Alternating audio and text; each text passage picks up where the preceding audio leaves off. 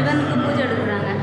யாரு அவங்க பேர் இவன் நம்ம பேர் மாத்திரமே சீதாதேவி. அப்படியா? அம்மா அவங்க அம்மா இவங்க அம்மாவா? ராவணோட அம்மா. அம்மா இவங்க ராவணோட அம்மா. அம்மா இவங்க யாரு?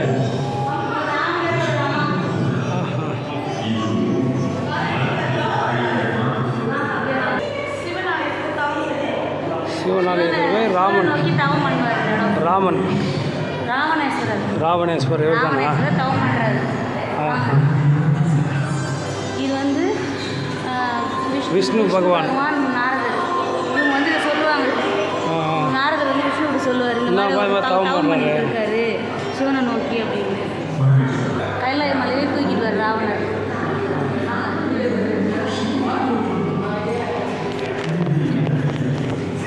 கைலாமலை ராமன்.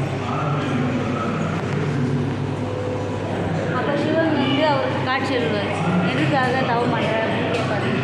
அதனால் வந்து அவருக்கு வந்து எல்லாரையுமே ஆட்சி கொள்கிற சக்தி எனக்கு வேணும், நான் எது வேணாலும் சக்தி, அது நீங்கள் எனக்கு துணையாக இருக்கணும், எங்களோட இருக்கணும் போது அவர் வந்து காட்சி கொடுத்துட்டாரு.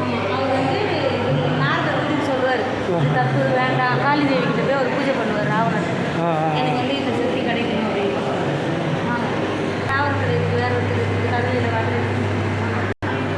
கல்யாணம் ஆகி கூட்டின்னு வராரு. ஆகிட்டு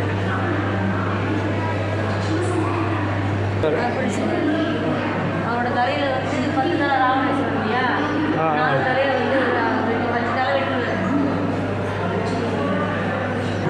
பிள்ளையார்கிட்ட வந்து நாரதர் வந்து அப்பா அவசரப்பட்டு ராவணேஸ்வரனோட தவத்துக்கு வந்து தன்னை கொடுத்துற வரத்தை கொடுத்துட்டாரு. குளிச்சுட்டு வர்ற வரைக்கும் இந்த லிங்கத்தை வச்சுக்கோ அப்படின்னு சொல்லிட்டு சொல்லுவார்.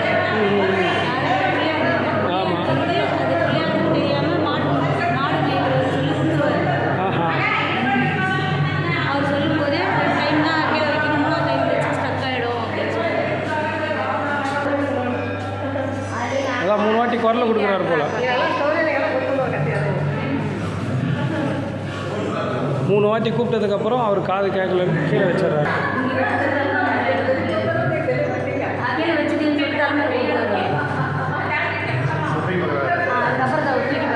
அதுக்கப்புறம் தூக்கி பார்ப்பாரு, தூக்க முடியாது.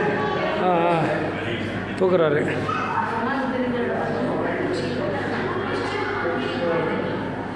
அப்புறம் விநாயகர் வந்து காட்சி கொடுக்குறாரு.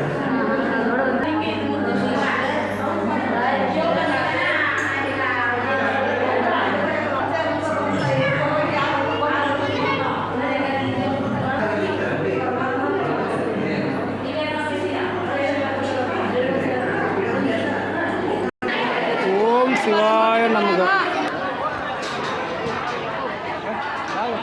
கோபுரம் விநாயகர் முனிவர் தவம் பண்ணுறாங்க.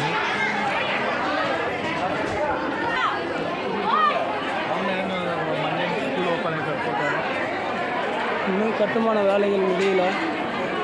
ஓம் நமச்சிவாய. ஓம் நமச்சிவாய.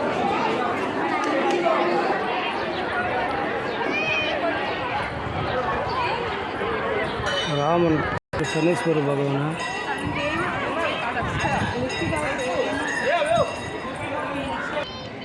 பாருங்கள். சைடு குத்து இருக்குது, அது கை ஊனுற இடத்துல குத்து மாதிரி இருக்குது. சைடில் எல்லாம் பாருங்கள், சப்லாம் வெளியே வருது.